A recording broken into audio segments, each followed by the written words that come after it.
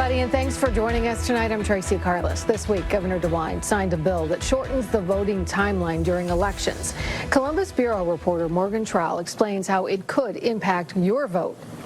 Every vote counts, which is why Ohio Governor Mike DeWine supports the state's current 4-day grace period. Ballots will still be counted as long as they're returned within 4 days of the election, if they're postmarked before Election Day. It makes a lot of sense. But now, Ohioans will need to start voting earlier if they vote by mail. DeWine signed a controversial elections bill, one that voting rights advocate Jen Miller says could make it harder to have your vote counted. The bill requires all ballots to be returned by the close of polls on election night. Senior citizens, people with disabilities, rural Ohioans, students, these are all populations that are more likely to need to vote absentee, but may also be affected by slower mail service. Each of Republican Secretary of State Frank LaRose's election audits have shown no proof of widespread voter fraud. But Senate President Rob McCauley says that this bill could help reassure skeptics. You still see people losing confidence in their election officials and the election systems in those states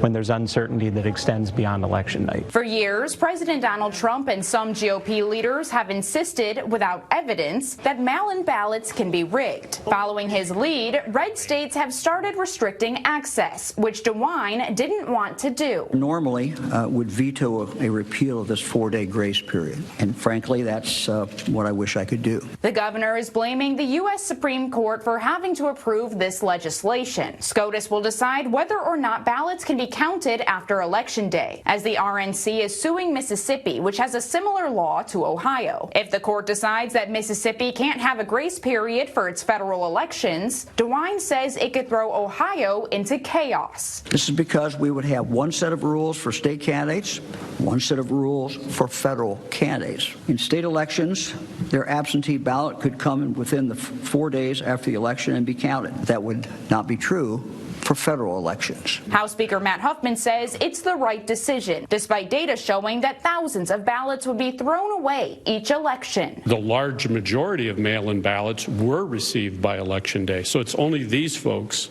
who are going to be, if you want to put it, inconvenienced enough that they're going to have to mail their ballot 4 days earlier. The Supreme Court is not expected to make a decision until this summer. At the Ohio State House, I'm Morgan Trowell reporting.